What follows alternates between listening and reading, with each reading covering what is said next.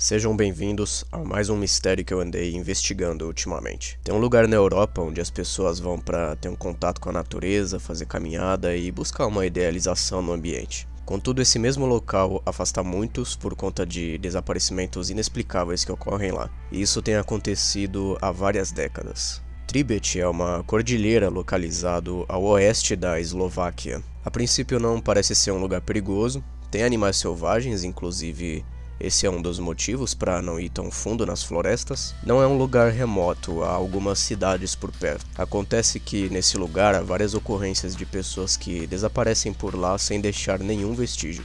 Tem vários outros lugares do mundo onde pessoas somem do nada, mas eu peguei esse caso em específico por algumas razões. É pouco conhecido, afinal estamos falando de um país bem underrated da Europa. Nem mesmo as fontes em eslovaco falam muito sobre Tribet, que é cercado de lendas de algo paranormal rondar por ali, fazendo as pessoas sumirem. Enfim, a área em específico que acontecem os desaparecimentos forma um triângulo nas florestas.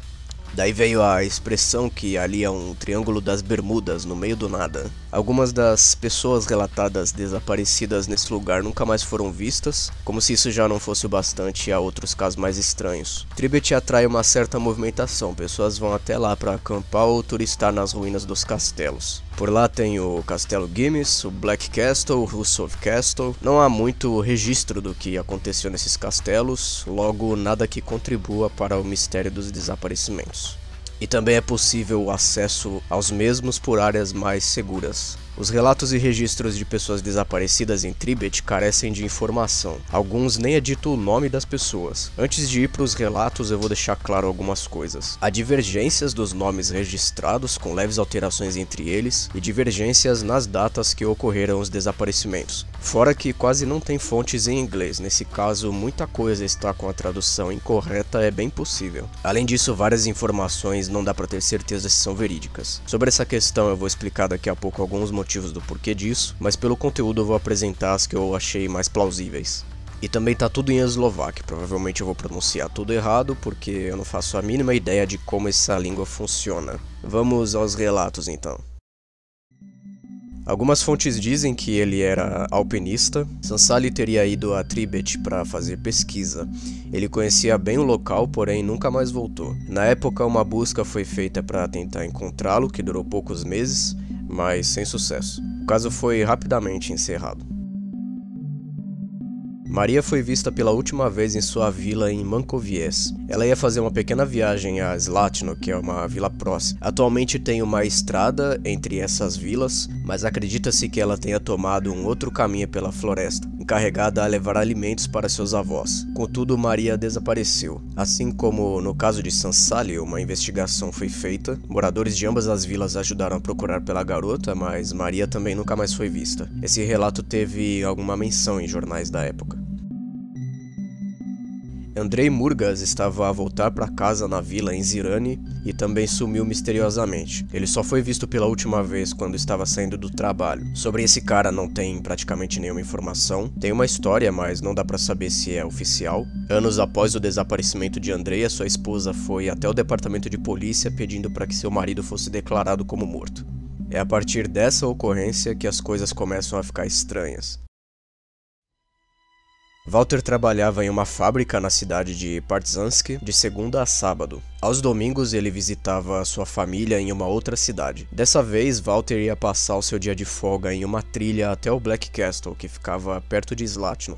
Entre esses dois pontos é um caminho longo e depois desse dia não havia nenhum sinal do Walter. O estranho é que ninguém havia dado falta dele, exceto a sua esposa, que foi até a polícia depois de algumas semanas, afirmando que seu marido havia desaparecido. A empresa que ele trabalhava também não deu importância, os funcionários cumpriam seu horário e saíam sem dar muita satisfação, e tinha muita troca de turno também. A cidade que a esposa de Walter morava ficava longe de Partizansk, então não parecia ser incomum Walter ficar alguns dias fora. Só que ela começou a desconfiar de alguma coisa ter acontecido após ele não aparecer por um tempo. 3 meses depois, Walter foi encontrado em uma outra cidade a 35 quilômetros de Partizansk. Ele estava vivo, mas não estava bem. Ele tinha várias queimaduras e ferimentos no corpo e estava em estado de choque. Quando encontrado, Walter não dizia uma palavra e parecia estar constantemente amedrontado, assim como não lembrava de nada. Poucos dias depois, um jornal local mencionou o caso como trabalhador desaparecido é encontrado. Walter estava em uma condição catatônica. Mais tarde foi levado até um hospital psiquiátrico e passou o resto de sua vida lá. Provavelmente, se não fosse o jornal, o caso teria sido perdido para sempre, pois apesar de haver sim uma investigação, a polícia não divulgou quase nada, e em 1939 acontecia a Segunda Guerra Mundial. Com isso, os registros do hospital que Walter estava foram completamente destruídos, ressaltando que Walter havia sobrevivido 3 meses no frio no meio do nada. Como ele ficou vivo esse tempo? Lembrando que há sim pessoas morando próximas a Tribet, mas caso o encontrassem iriam saber onde ele esteve, então a polícia poderia encontrá-lo em conjunto com os moradores locais, mas o Walter sumiu sem deixar vestígios até ser encontrado meses depois. O corpo de um homem não identificado foi encontrado em Oponice, ao sul de Tribet. Ele tinha mais ou menos 30 e poucos anos. A investigação desse caso não foi extensa. A polícia não conseguiu identificar a causa da morte devido ao alto estado de decomposição e a identidade desse homem é desconhecida. Um carro foi encontrado parado na estrada em uma área próxima à floresta. A placa do carro era da capital Bratislava e pertencia ao casal Belanovic. Não havia nenhum vestígio dos dois e nem pistas sobre o paradeiro deles. Averiguaram o carro, mas também não havia nenhuma evidência que indicasse um crime. Ian era um funcionário do governo, então foi iniciada uma operação em todo o país. Até hoje os dois não foram encontrados. Certas fontes falam que seus pertences estavam no carro, outras falam que não tinha nada. Enfim, a partir dessa ocorrência começa a ter alguns anos de diferença entre cada caso. Fica difícil descobrir se esses casos estão interligados de alguma forma. Antonin era viúvo, um homem solitário, morava na vila de Skisov. Ele era uma pessoa que ninguém daria falta. Até que um dia uma entregadora chamou a polícia quando percebeu que tentava entregar encomendas na casa dele, mas não conseguia, porque Antonin não estava em casa, sendo que ele sempre estava. A polícia rapidamente foi até lá e arrombaram a porta que estava trancada, mas Antonin não foi encontrado. Os vizinhos disseram que ele saía para fazer caminhada na floresta e que voltava para casa depois de um tempo. Estava no inverno e as buscas não tiveram resultado. Pela falta de evidências, Antonin foi declarado morto. 2 policiais encontraram uma BMW estacionada na estrada. Eles foram averiguar a situação e parecia que o condutor só largou o carro ali que estava aberto e com o rádio ligado. Pela placa e pelos documentos que estavam lá dentro, descobriram que o carro era de Ian Sala, da cidade de Žilina. Também dentro do carro encontraram uma quantia considerável em dinheiro, junto com os documentos de Ian. A polícia descobriu um número de telefone e entraram em contato com a namorada dele, que disse que Ian estava a voltar de uma viagem de negócios. Também interrogaram pessoas que tinham contato e eram próximas dele, mas alegaram que Ian não fez nada fora do normal nesse dia em que ele sumiu. Algumas informações não tão confiáveis sobre Ian Sala dizem que, além de sua namorada, ele tinha uma criança pequena, e foi colocado numa lista de pessoas desaparecidas da Interpol, e desde então ele nunca mais foi visto. Mais alguns anos se passam e surge a notícia de uma garota desaparecida nas montanhas Tribet. Lúcia era da vila de Slatno, e seus familiares confirmaram que ela ia fazer trilha várias vezes e que em quase todas as vezes ia sozinha. Dessa vez ela não voltou para casa. A polícia iniciou uma operação usando cães farejadores e helicópteros, porém nenhum sinal dela. Até que na tarde do outro dia Lúcia voltou para casa e estava com vários ferimentos nas mãos. Não há informação se a polícia a questionou sobre algo que pudesse talvez dar uma pista dos desaparecimentos. E é dito que ela tentou tirar a própria vida por conta de problemas financeiros. Assim como em casos anteriores, a neve tomava o ambiente, dificultando as investigações, e Yaroslav saiu de sua casa em Zirane para coletar cogumelos que tem na floresta, para fazer uma sopa talvez, e ele não voltou. Já é 2012 e, como no caso da Lúcia, já existem métodos e equipamentos mais eficazes para fazer uma busca. Esse aqui é um dos poucos que há uma foto de identificação da pessoa desaparecida. Na vila de Skisov, uma festa acontecia no sábado. Marek sumiu repentinamente e só foi encontrado na segunda-feira a quase 1 quilômetro de onde estava quando foi visto pela última vez. Ele estava em uma condição similar à de Walter. Parecia ter perdido a habilidade de se comunicar e estava ferido. Perguntaram se ele era Marek Horvat, mas ele não respondia. Alguns meses depois, Marek morreu no hospital em que foi levado. A polícia iniciou uma investigação pedindo qualquer informação sobre o que aconteceu com ele enquanto estava desaparecido, mas ninguém viu nada, ninguém sabia de nada. Juntaram algumas evidências como o celular de Marek, só que demais informações não foram divulgadas. Vladimir sai de sua casa e diz aos pais que vai comprar cigarro, sendo que na verdade ele estava indo às montanhas Tribet. Após um tempo sem aparecer, seus pais contatam a polícia intrigados. Afinal, ele costumava voltar normalmente. A equipe de busca prestou suas condolências à família, dizendo que encontraram Vladimir sem vida em uma árvore. Mesmo achando que o rapaz fez aquilo consigo mesmo, a polícia ainda investiga o caso.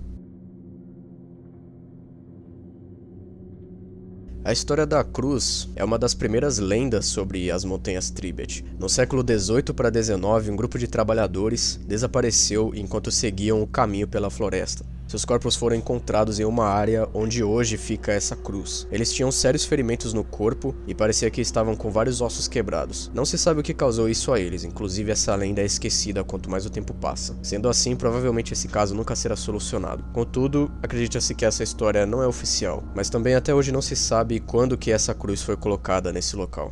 Quero ressaltar mais uma vez que os registros da polícia não são tão claros e não providenciam informação o suficiente, então só dá pra falar desse caso com o que tem, ou seja, quase nada. E como eu falei, tem muita divergência de informação, devido a isso as fontes não são tão confiáveis e muita coisa está incompleta. Fora que tudo tá nesse idioma estranho, é bem difícil documentar esse tópico. Pra investigação ficar mais difícil também, é dito que as pessoas que moram perto evitam falar sobre, as vilas próximas a Tribet são relativamente pacatas e há muita superstição e lendas, que chegam a desviar o que é real de fato. Por ser um ótimo lugar para fazer trilha e possuir pontos bem interessantes como as ruínas dos castelos, atrai também pessoas de fora. Também há muita gente que fala que já passou por lá, mas não aconteceu nada demais. Então tem essa dualidade, algumas falam que acontecem coisas estranhas em Tribet, outros falam que não. Tem um vídeo aí no YouTube de uma equipe de resgate das Forças Armadas da Eslováquia, que foi a Tribet para ver se encontravam alguma coisa sobre o mistério. Durante a noite fica bem difícil de andar por lá, a noite domina completamente o local, caso você tenha iluminação, às vezes tem neblina dificultando a visão, portanto é muito fácil se perder ali. Em certo momento do vídeo acontece uma coisa muito bizarra, uma voz é capturada na gravação dizendo Stefan. Só perceberam isso depois de checarem o material, e aquela voz não era de ninguém da equipe. Eles não conseguiram explicar o que era isso, mas ao término da expedição o grupo não identificou nada sobrenatural ou algo assim. Só que eles tiveram alguns problemas com os sistemas de navegação. É possível que tenha alguma alteração magnética na área.